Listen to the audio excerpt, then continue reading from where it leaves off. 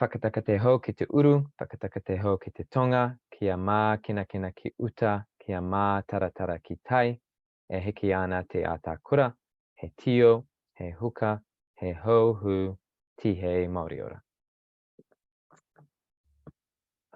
Welcome. Ronnie, I might have you check with me. Is the screen sharing working? Sweet. Thank you for showing an interest on our grant writing info session, specifically for volunteers wanting to help with the cyclone and flooding response. Let's see if it works. The korero today will go in this schedule. So we've started with the karakia. We'll briefly talk about Hui E. We'll then give a quick overview over the MSD funding that we're responding to and we're working with groups on. And then the last 10 minutes around what to expect and how we can help throughout that process. And the last bit will be around any questions that you might have, things we haven't raised, things you want clarified. And then we'll close off with a karakia. So hopefully this will be a very quick presentation, just knowing that it's 4:30, you're giving your time during your work or kind of like shifting between that work to life at the end of the day. So about us, we're Hui E, we're a peak body that looks after tangata whenua, community and volunteer sector in Aotearoa. We do that through networking, advocacy around systems change, and we provide some work around white papers, providing some resources. Over the last year, for example, we've run a few webinars around the resourcing of the sector. It could be around tools for tech for non-for-profits. We've run some around funding, reporting, accountability, and that sort of work. But we also provide a service which started during COVID, and that's the pūtea grant writing program. So the way this program usually functions is assisting Tier 4, which is charities or fully voluntary community groups with an annual income of $140,000 or less, or just being fully voluntary, with accessing grants. And we do that by pairing the community groups with skilled grant writers that assist them with that process. That process looks differently depending on the groups that we work with, but that's just kind of like a general idea of how we're kind of like working into this MSD fund. We've released white papers. We've recently worked on the Charities Amendment Act. So we've drafted a joint submission with organizations in our network. We are working on an election position for the upcoming election around systems change within funding, especially for the small community groups and fully voluntary one and non-for-profits. So this is kind of just an overview about the work at Hui E. There's me, community lead, Sakhar Munassar, which I should have started with. I've been with Hui E for about 1.5 years now. My colleague Rania is also on the call, who I'll invite you in a minute to fill in the big gaps I've left probably. And then we have Rochelle Stewart-Allen, our CEO, Katerina, who just joined our team as a Māori lead, and Abi Shinaya, who's our comms advisor based in Auckland. What did I forget? Let's put it this way. Nat, did I forget anything? Kia ora koutou katoa, ko Ronia ho. So I'm the partnership lead at Hui E and work with Saka. And so Saka is managing our pūtea program at the moment, which is wonderful. I think we want to spend less time on us, but actually more time on the kaupapa for today. So on the help that you can provide and that you've offered to be part of, hopefully. So let's jump into the funding information that's currently, or the funding that's currently available through the Ministry for Social Development, and then kind of what our process is for matching volunteers with groups, and then we can have some time for pātai as well. So back to you, Saka. Perfect, thank you. So as I've mentioned, we're working on working with community groups to access the MSD funding, which was released on, I believe, the 16th of February.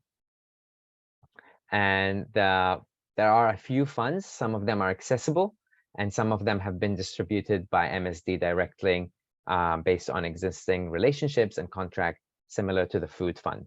So the two ones that we're working on with our community groups and volunteers are these two. So the first one is Community Support Fund, available from community groups supporting whānau, communities in Auckland and other regions impacted by the recent weather events, who are not contracted by a government agency.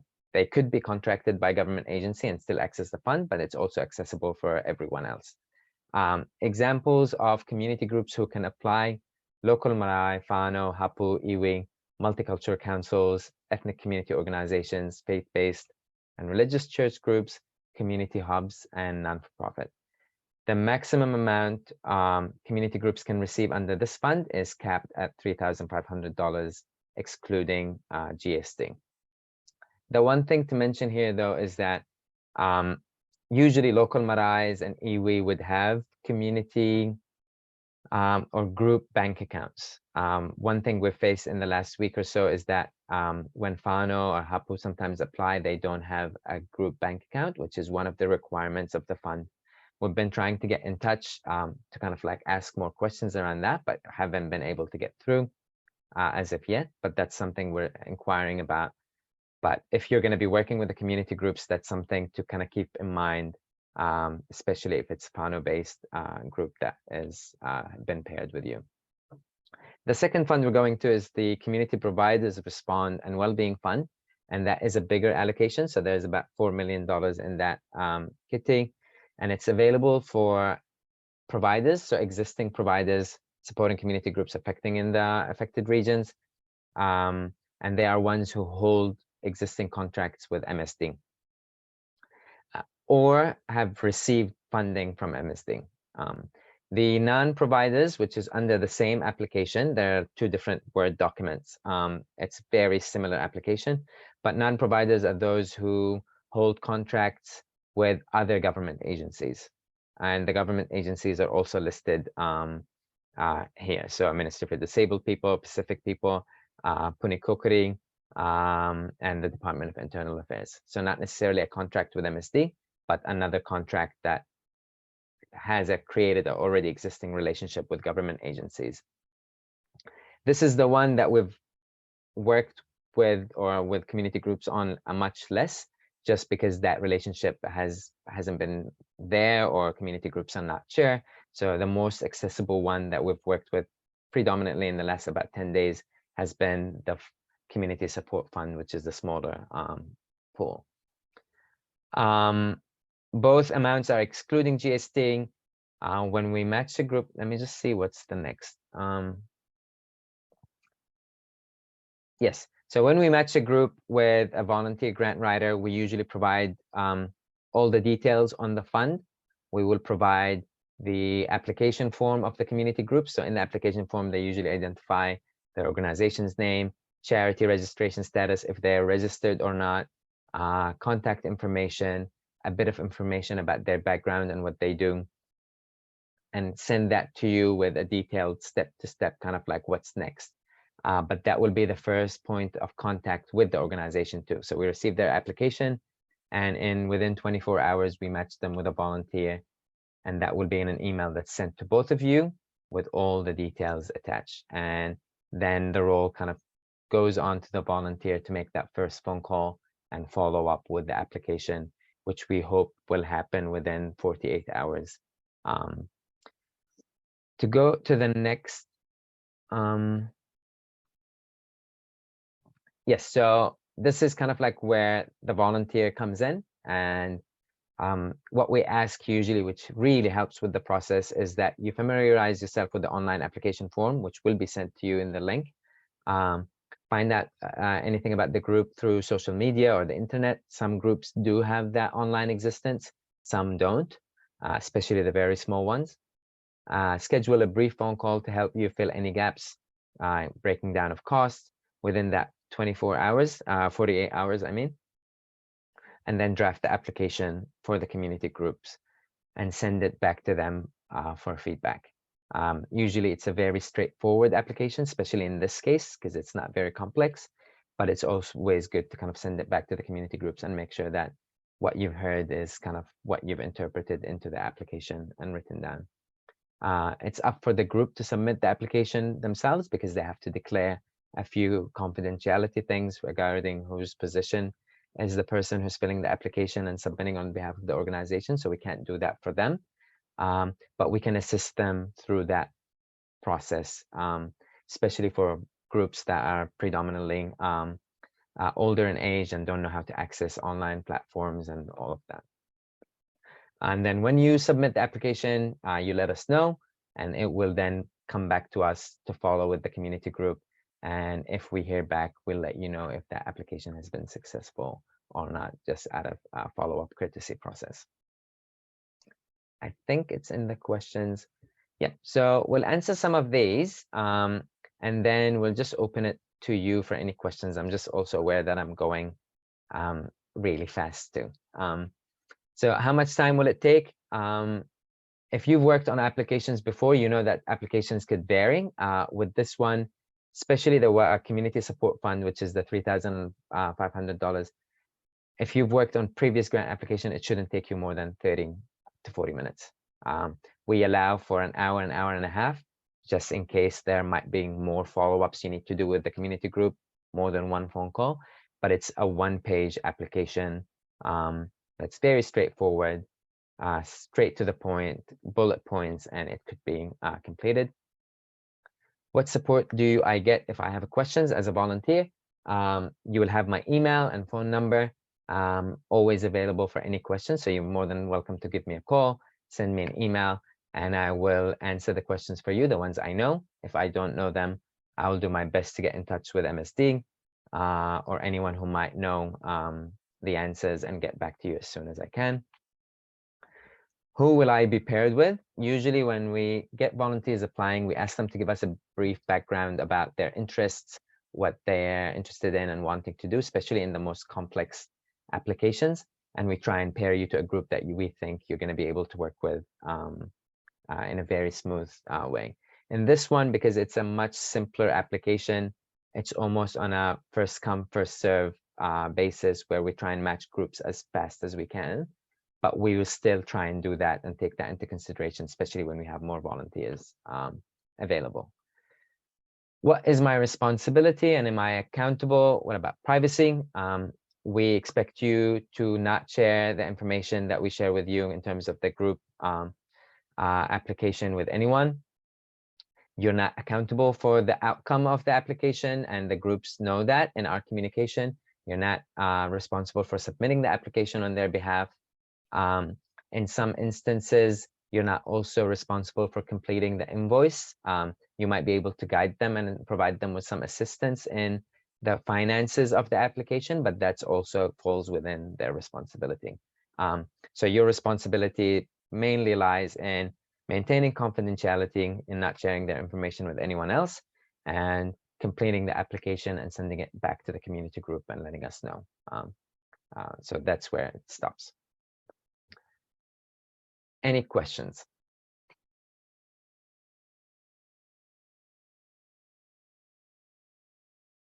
Kia ora, Saka. Thank you.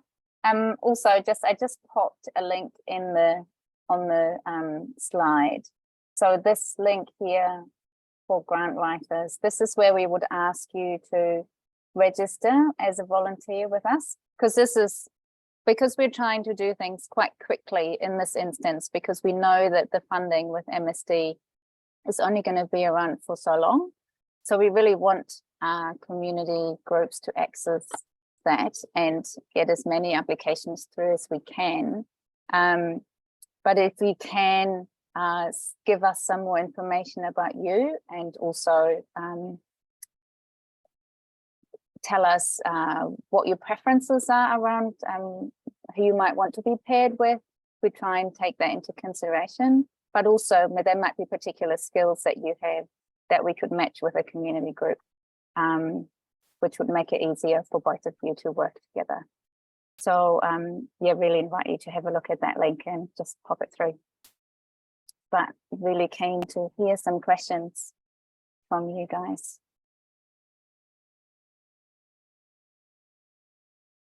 Kia ora. I'm very new to this place. I just came like a month ago. I just wanted to say thank you so much for all of this and for this opportunity. I don't really have any questions at this point, but I'm just gratitude. Awesome. Thanks, Kevin. Kia ora. Thank you, Kevin. Yeah, and similar, that seems really straightforward. So no questions from me. Awesome. Thanks, Thank you, Suzanne. Kevin. I'm aware that I have your email, Suzanne and Moko. For Kevin and Grace, what I will do is I will just post the link to maybe that's what you should to the application form. Is that what you posted? Yeah, perfect. I just posted it in the chat and it's on the slides. So as well. post this if that's something you're keen on, then we can follow up. But there's also that opportunity that if this is something you're interested in the longer run, but just simply can't help within this fund, then you can just go through the same application and just let me know in the notes section. And I'll just make sure that I get in touch in a couple or few weeks when this process is complete and we're back to that normal grant matching process. Moko, did you unmute? Did you have a pate? No, catch bar. Kia ora.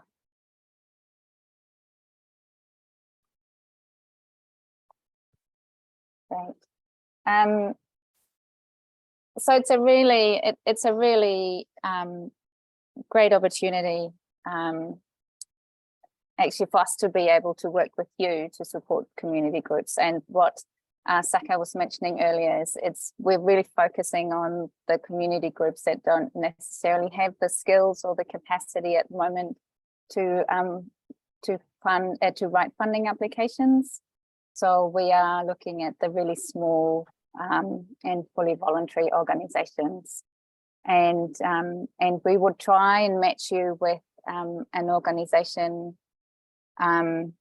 Usually we'll try and match you with an organization in your region, because we are now working with community groups in particular regions. That may or may not happen. As I said earlier, really keen to. This is quite a fast-paced process that we're doing at the moment because of the funding that's available, and we want to make sure groups can access that funding. Our standard process for running our Hoa pūtea slightly different, but still on the same principles. So yeah, really great. Hopefully you'll be keen to jump on board.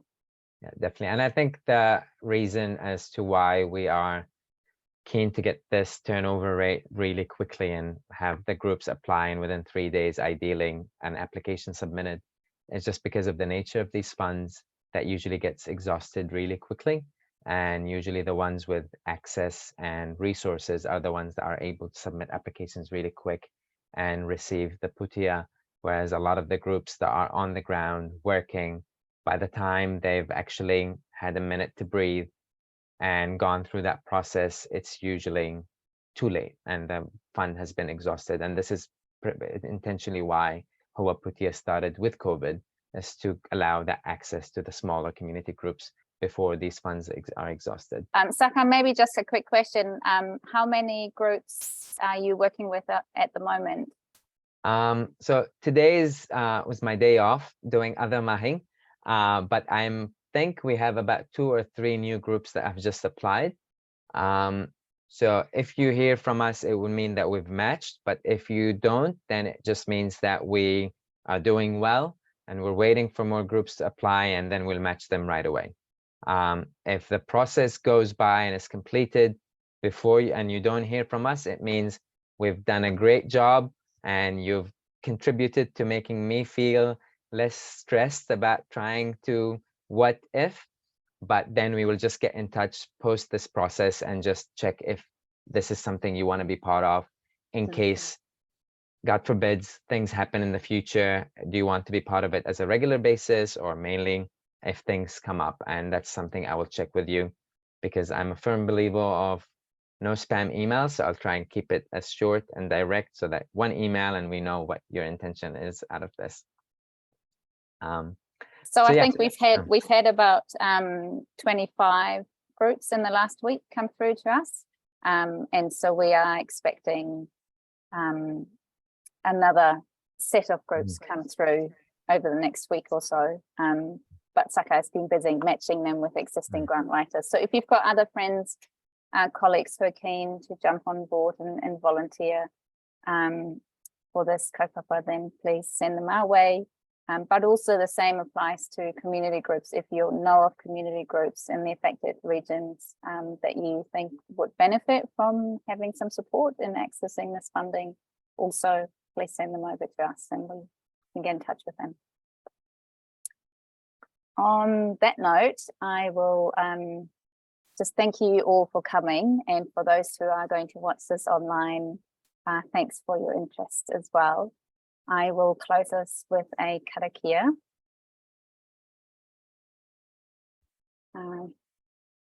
Kua mutua mātou mahi mō tēnei wā, manakitia mai mātou katoa, o mātou hua, o mātou whānau, ai au ki te aorangi. So thank you everybody and have a lovely afternoon, evening today. Kia ora. Kia ora.